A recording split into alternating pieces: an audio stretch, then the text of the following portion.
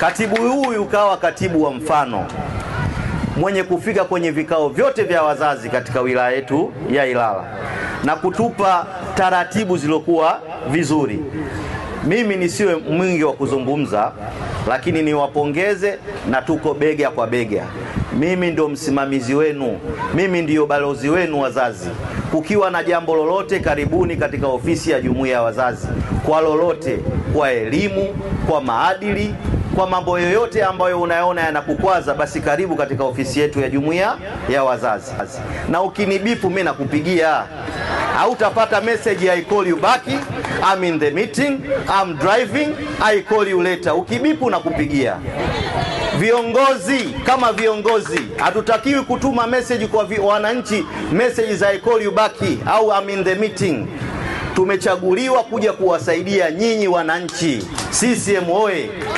Na sisi ndio wasimamizi wakuu.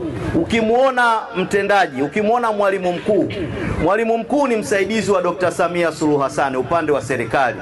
Mimi ni msaidizi wa Dr. Samia Suluhu Hassan upande wa Chama cha Mapinduzi. CCM